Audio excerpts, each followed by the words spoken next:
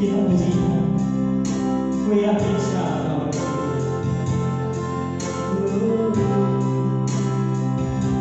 haleluya. Ku yakin saat kau berfirman, ku menang saat kau bertindak. Hidupku hanya ditentukan oleh perkataanmu. Pulang kepada kau menjaga, ku aman saat kau menjaga. Ku kuat karena kau menopang. Hidupku hanya ditentukan oleh kuasa-Mu. Bagi Tuhan, oh, bagi Tuhan tak ada yang mustahil. Bagi Tuhan tak ada yang tak mungkin. Mukjizatnya di segala tempat hidup, ku diangkat dan di bumi ada. Haleluya. Sekali lagi ku yakin saat kau berfirman, Yesus. Ku yakin saat kau berfirman, ku menang saat kau bertindak. Ku menang saat kau bertindak. Hidupku hanya ditentukan oleh perkataanmu. Ku aman, ku aman karena kau menjaga. Ku kuat saat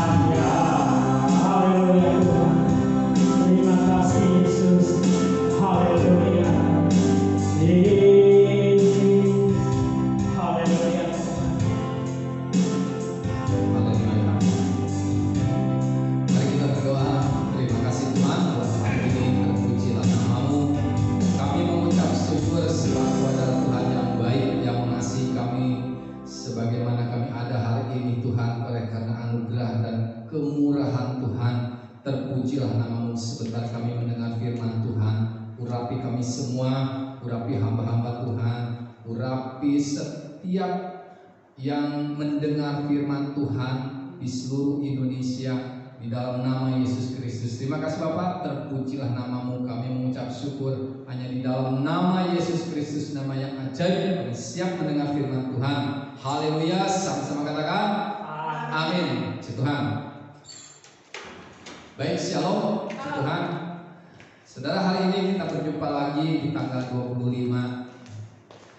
Kiranya ibadah online ini menjadi berkat bagi semua orang, bagi setiap orang yang mendengarkannya. Haleluya. Hari ini kita akan mendengar firman Tuhan tentang satu tema, yaitu ketika harapan pudar.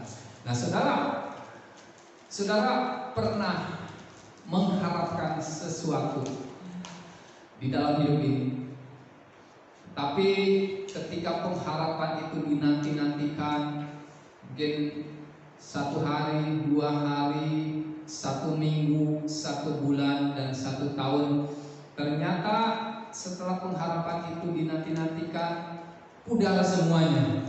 Artinya pengharapan itu sudah tidak menjadi pengharapan lagi, karena sudah tidak ada lagi yang bisa diharapkan. Nah, saudara, di dalam kehidupan saya pun demikian. Saya pernah mengharapkan sesuatu. Setelah saya tunggu. Nah, pas waktunya ternyata tidak ada yang bisa diharapkan lagi. Pengharapannya itu telah pudar. Nah, kita lihat saudara di dalam Lukas 10. Di dalam Lukas 10, saudara, ayat yang ke-30. Ini tentang orang Samaria yang murah hati. Di dalam Lukas 10 ayat yang ke-30 dikatakan begini. Jawab Yesus, adalah seorang yang turun dari Yerusalem ke Yeriko. Ia jatuh ke tangan penyamun-penyamun yang bukan saja merampoknya habis-habisan, tetapi juga memukulnya, dan yang sesudah itu pergi meninggalkannya setengah mati. Nah, saudara, ayat yang ke-31 dikatakan begini. Kebetulan ada seorang imam, jadi imam juga itu turun melalui jalan itu. Ia melihat orang itu, tetapi ia melewatinya dari seberang jalan. Jadi imam itu lihat orang yang sudah dipukul, tetapi dia menghindar, ya, melewatinya ke seberang jalan. Lalu datang, demikian juga seorang Lewi datang ke tempat itu.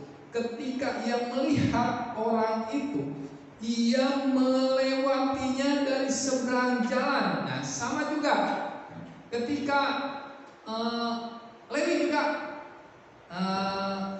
melewati juga, ya, melihat orang itu, tetapi dia melewatinya juga di seberang jalan. Terus yang orang yang ketiga dikatakan begini. Lalu datanglah seorang Samaria yang sedang dalam perjalanan. Jadi dia itu bukan turun dari Yerusalem, ya, tetapi dia itu sedang ada dalam perjalanan ke tempat itu, dan ketika ia melihat orang itu, tergeraklah hatinya oleh belas kasihan. Jadi Samaria ini entahlah mungkin seorang pedagang atau seorang yang sedang merantau, ya, dia itu pergi juga ke tempat itu, terus melihat orang yang sudah dipukul itu, tergeraklah hatinya.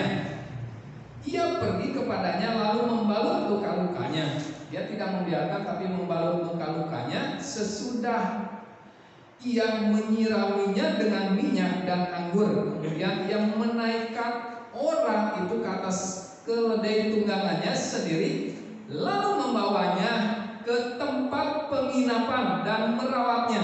Wow, keesokan harinya ia menyerahkan 2 dinar kepada pemilik penginapan itu. Jadi dibawa ke penginapan, terus dirawat. Habis begitu, karena mungkin dia keperluan sesuatu, karena dia mungkin sedang dalam perjalanan, dia menitipkan uang 2 dinar kepada pemilik penginapan itu. Katanya, rawatlah dia, dan jika kau belanjakan lebih dari ini, Aku akan menggantikannya waktu aku kembali. Siapakah, Tuhan berkata, di antara ketiga orang ini menurut pendapatmu adalah sesama manusia dari orang yang jatuh ke tangan penyamun itu? Baik saudara, kita lihat poin-poinnya saudara. Dikatakan begini, ada seorang yang turun dari Yerusalem. Saya sudah mengkhotbahkan ini saudara, tapi kita menyimak lagi ada hal yang baru, yaitu ketika orang ini asalnya itu dari Yerusalem. Kata Yerusalem yaitu Yerusalem atau kota atau damai sejahtera gitu. Kota damai atau kedamaian yang ganda. Nah, dikatakan juga di dalam bahasa Arab dikatakan kota kudus. Nah, orang ini saudara adalah seorang yang tadinya ada di Yerusalem, ada di dalam kedamaian. Kedamaian itu tentu didapatnya dari Tuhan. Jadi orang ini tadinya itu adalah orang yang cinta Tuhan, orang yang mengasihi Tuhan. Ternyata saudara, mungkin dia sudah mungkin juga ya dia sudah di mana gitu ya, dia mulai melirik Yeriko, dan Alkitab mengatakan dia itu turun ke Yeriko. Jadi dikatakan adalah seorang ayat 30 adalah seorang yang turun dari Yerusalem ke Yeriko. Jadi Yerusalem itu tempat yang tinggi, Yeriko tempat yang rendah. Dia turun ke Yeriko. Kata Yeriko saudara dalam bahasa yang lainnya dikatakan Yarik. Yarik itu adalah satu keindahan atau bisa juga arti yang lain katakan bulan ya. Jadi dewa bulan ya, ini arti yang kuno saudara. Nah, ternyata Yeriko itu menarik hatinya. Yeriko itu menarik hati seseorang yang tadinya tinggal di Yerusalem, yang tadinya orang ini tinggal di dalam Tuhan, yang tadinya orang ini cinta Tuhan, yang tadinya orang ini mengasihi Tuhan, yang mungkin orang ini tadinya melayani Tuhan, tetapi dia mulai melirik keindahan dunia ini saudara. Oleh sebab itu dikatakan bahwa dia itu mulai melirik keindahan. Apa yang terjadi saudara? Nah, hati-hati saudara. Kalau saudara sudah cinta Tuhan, tetaplah cinta Tuhan. Amin. Kalau saudara mengasihi Tuhan, tetap mengasihi Tuhan apapun yang terjadi. Kalau saudara misalnya sudah melayani Tuhan, tetap saudara melayani Tuhan. Kalau tidak, saudara lihat apa yang terjadi, bahwa dia di tengah jalan ya. Ini belum juga turun ke Yeriko, belum sampai saudara, di tengah jalan dia dipukul ya, atau dia dirampok ya oleh penyamun-penyamun dan dipukul habis-habisan. Wow, saudara, siapa kalau yang paling enak itu kira-kira dipukul orang atau gimana? Kalau dipukul orang mungkinnya pukulannya itu dong begitu ya, satu kali. Tapi kalau dipukul sama perampok saudara, ini sampai tergeletak. Nah, mungkin juga ya dia dihabuk, mungkin ditendang, ya dipukul saudara, ya, sampai tergeletak. Ya, artinya sampai tidak berdaya. Alkitab mengatakan demikian. Nah, saudara, ketika ketidakberdayaan itu tentu dia mengharapkan sesuatu. Benar? Ketika kita tidak berdaya saudara ya, ketika mungkin ekonomi kita mulai lemah ya, kita mengharapkan sesuatu yang bisa menghasilkan ekonomi. Ketika mungkin pengharapan kita kepada sesuatu itu atau membutuhkan sesuatu ya, kita berharap ya. Saudara pernah berharap ya, kami juga pernah berharap ya, misalnya kalau saya mau bayar apa begitu, aduh Tuhan tidak ada uang ini, bagaimana? Saya berdoa, saya berharap sama Tuhan, bagaimana Tuhan ini harus dibayar, kalau tidak terlambat didenda lagi. Berharap sesuatu saudara ya, karena apa? Karena memang membutuhkan ya. Mungkin saudara pun demikian. Nah, mungkin anak-anak muda juga demikian ya, berharap untuk apa? Mendapatkan jodoh. Benar? Ya, anak-anak muda di sini mana? Di Indonesia mana anak muda yang selalu mengharapkan, aduh umur saya ini sudah 25 tahun ini, sudah harusnya berumah tangga, mengharapkan seseorang, kok yang diharapkannya tidak muncul-muncul. Nah, saudara lihat, orang ini pun demikian. Orang ini saudara mengharapkan ada yang menolong. Ketika itu dilihatlah seorang imam. Ya, imam ini juga dari Yerusalem, dikatakan begini, kebetulan ada seorang imam turun melalui jalan itu juga. Jadi seorang imam itu dilihat, dia itu sudah setengah mati, tidak berdaya, tetapi dia melihat ada seorang imam. Nah, kata imam saudara di dalam bahasa aslinya dikatakan kohen. Kohen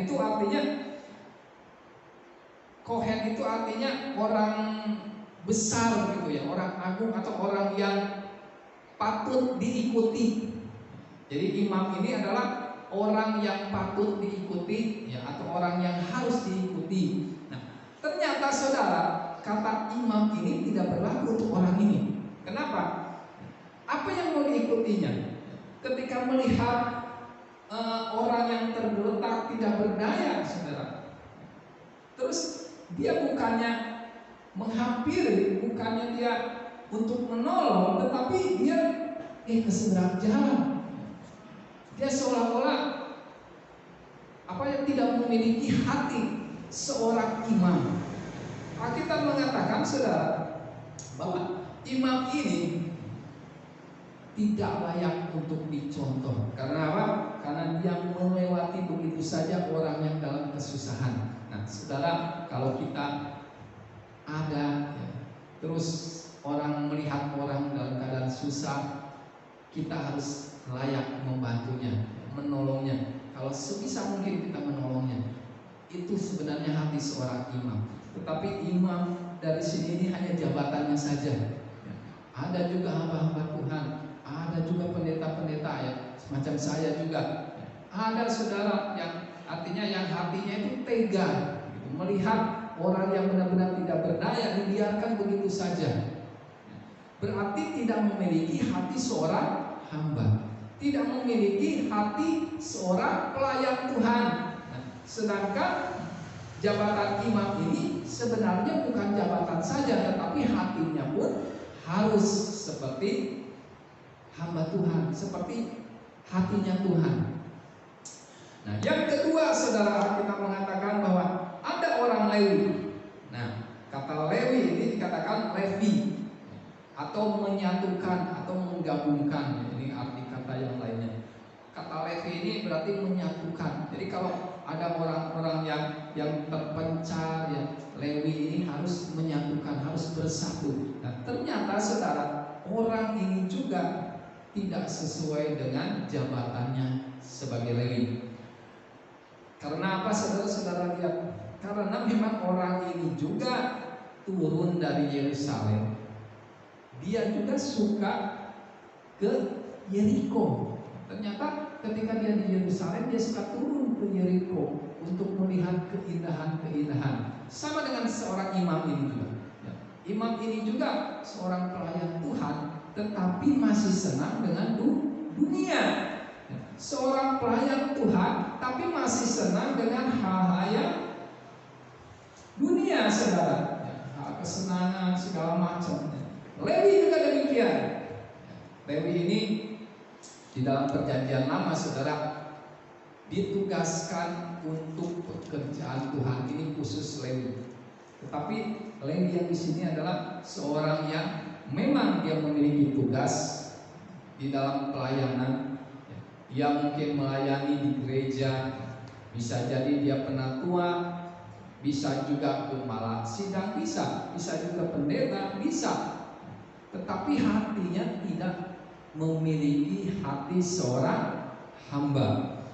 Makanya ketika dia melihat orang itu juga yang tidak berdaya, yang mohon pertolongan, ternyata dia melewati dengan begitu saja. Apa yang terjadi saudara? Orang ini harapannya pudar. Karena dia melihat seorang imam, seorang yang harus diikuti, seorang yang besar, seorang yang agung, seorang yang dihormati. Ternyata saudara tidak bisa menolong, tidak ada harapan. Demikian juga dia melihat seorang Lewi. Wah, ini mungkin Lewi ini bisa menolong. Ya, dalam ketidakberdayaan mungkin dia berkata, tolong aku, tolong aku, tolong aku. Saudara, apa yang terjadi? Lewi juga tidak meliriknya, dia tidak menolongnya, dia hanya melirik saja, dia hanya melihat saja demikian, tapi dia meninggalkannya.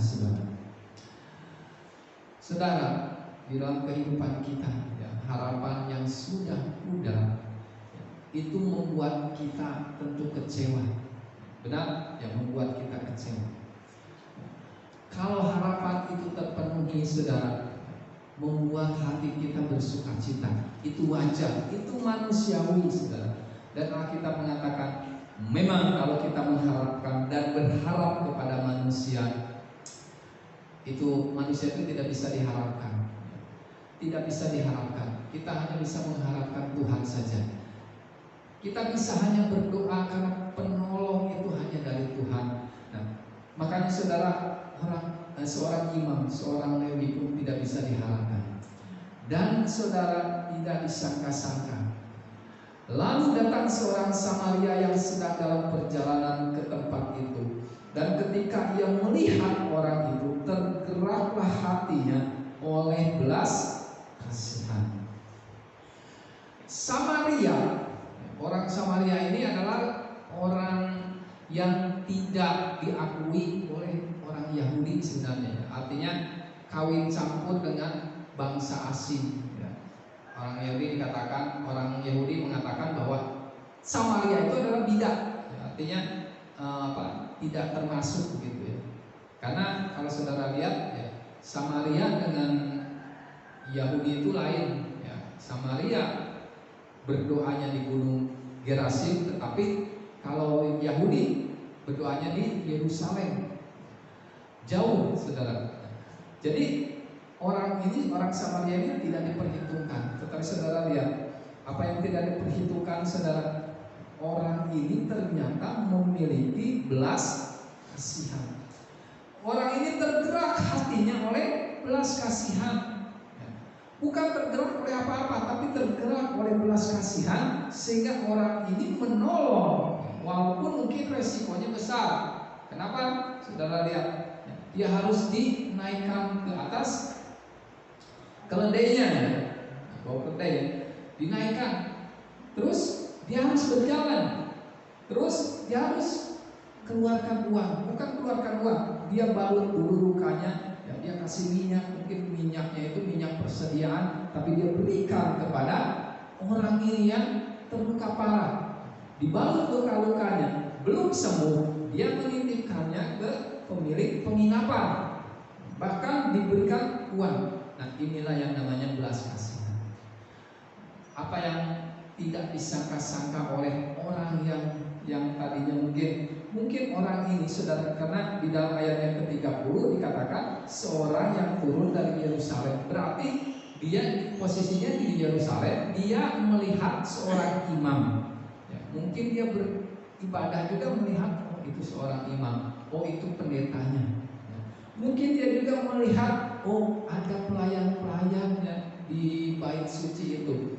Dia melihat, tetapi semuanya tidak bisa diharapkan. Orang ini tidak dikenal, orang Samaria ini tidak dikenal, saudara. Tetapi dia tiba-tiba bisa menolong. Nah, ini luar biasa, saudara. Saya katakan bisa menolong karena tergerak hatinya. Ternyata harapan yang pudar tadinya, di balik harapan yang pudar itu ada harapan yang tidak pudar. Siapa? Tuhan Yesus. Tuhan Yesus adalah penolong yang setia. Ketika semua manusia tidak bisa kita andalkan, tidak bisa kita harapkan, kita berdoa sama Tuhan. Ketika engkau mungkin ada masalah, hari-hari ini saudara, semakin hari itu semakin susah ya. Kalau saya lihat sekarang ini katanya mulai turun, tetapi ada WHO mengatakan ada varian yang gelombang ketiga ya, gelombang pertama, gelombang kedua, gelombang ketiga, entahlah mungkin ada gelombang keempat ya. Nah, semuanya serba terpuruk sudah. Hanya ada yang bisa menolong saudara dan saya. Hanya ada yang bisa menolong setiap orang percaya di seluruh Indonesia ini. Siapa? Tuhan Yesus. Tuhan Yesus saja yang bisa menolong saudara dan saya. Tidak ada yang lain, saudara. Pekerjaan kita tidak bisa menolong. Sesuatu apa yang kita harapkan, saudara, jangan mengharapkan kepada sesuatu kepada dunia. Jangan mengharapkan kepada harta kita, kepada jabatan kita. Karena itu tidak akan menolong saudara dalam hal-hal yang urgent, darurat, tidak bisa, saudara. Hanya Tuhan Yesus saja yang bisa menolong saudara. Alkitab mengatakan, berharaplah kepada Tuhan. Kalau kita lihat, saudara, di dalam Kisah. Nah, Kisah 3, saudara, saya ulas sedikit. Kisah 3. Kisah 3, saudara,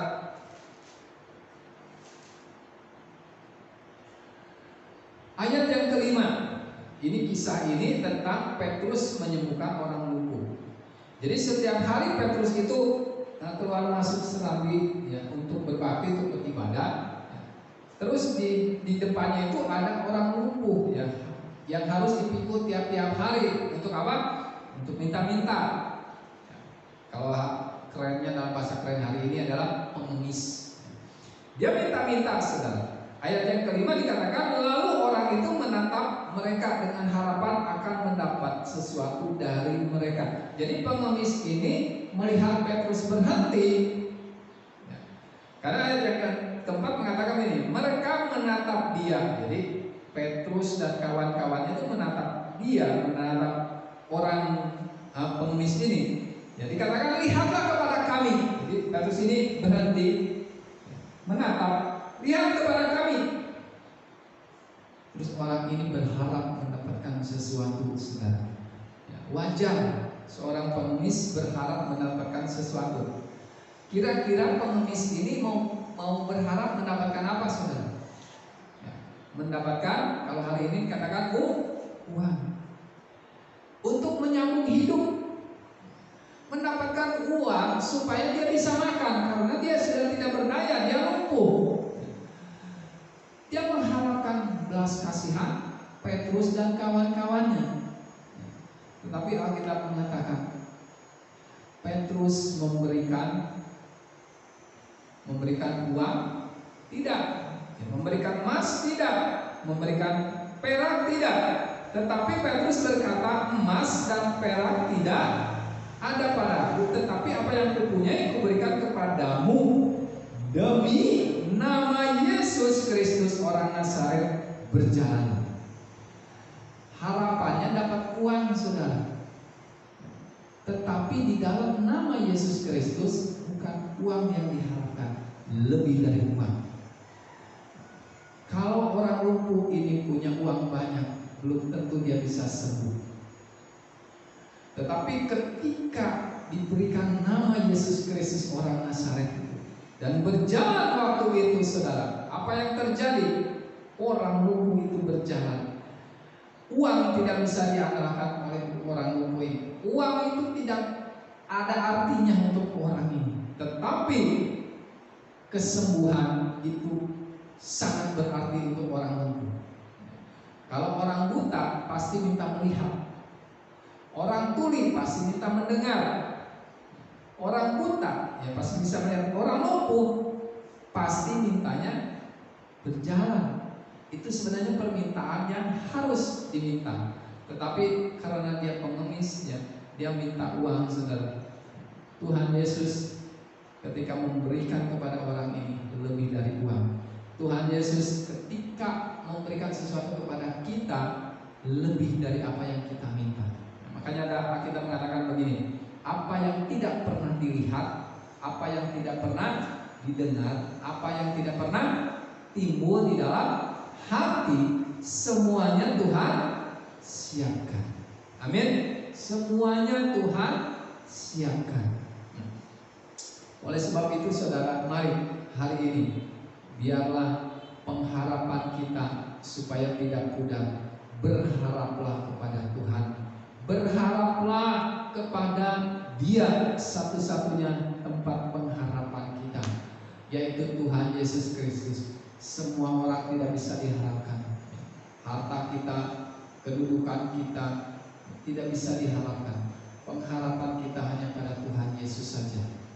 Saya percaya hari ini adalah hari yang diberkati, di mana kita melihat, di mana kita mendengar firman Tuhan, yaitu tentang pengharapan yang tidak pernah pudar.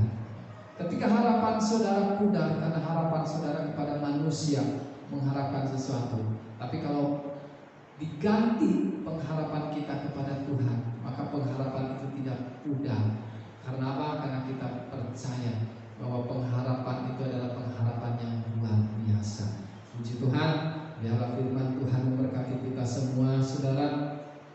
Biarlah pengharapan-pengharapan yang kita lakukan untuk manusia, biarlah kita tinggalkan. Mungkin saudara mengharapkan hamba Tuhan, seorang pendeta pun juga belum tentu bisa diharapkan. Pelayan Tuhan belum tentu bisa diharapkan. Tapi biarlah kita berharap kepada Tuhan, berharap kepada Tuhan Yesus saja. Itulah sauh yang kuat. Kita mengatakan pengharapan kepada Tuhan itulah sauh yang sangat kuat. Puji Tuhan, biarlah firman Tuhan memberkati kita semua. Saya akan berdoa buat saudara yang ada di Indonesia dimanapun berada. Biarlah kita selalu berharap kepada Tuhan. Mari saudara angkat hati saudara, angkat iman saudara. Haleluya, haleluya, haleluya. Terima kasih Tuhan Yesus buat hari ini. Kami mengucap syukur, kami semua mengucap syukur. Biarlah apa yang sudah kami dengar firman Tuhan, biarlah Engkau urapi firman Tuhan ini di dalam nama Yesus. Hamba berdoa untuk setiap yang mendengar firman Tuhan ini di rumah-rumah. Biarlah Tuhan memberkati mereka semua. Biarlah mereka tidak berharap kepada apapun juga Tuhan, sebab berharap kepada sesuatu yang ada di dunia ini semuanya akan pudar. Biarlah pengharapan kami hanya kepada Tuhan Yesus saja. Ya, di hari-hari yang sulit ini, di mana Tuhan kami mendengar bahwa COVID ini merajalela bahkan di kota ini, tetapi pengharapan kami bukan kepada manusia, kepada Tuhan saja. Tuhan yang sanggup menjagai kami, membentengi kami, memagari kami di dalam nama Yesus Kristus, sehingga kami akan sehat selalu. Kami akan diberkati oleh Tuhan selalu di masa-masa yang sulit ini. Terima kasih Bapa di surga, terima kasih. Terpujilah nama-Mu Tuhan. Kami mengucap syukur kepada Bapa di surga. Hanya di dalam nama Tuhan kami Yesus Kristus, hamba berdoa, berkat Tuhan turun atas mereka yang mendengar firman Tuhan hari ini. Haleluya, haleluya.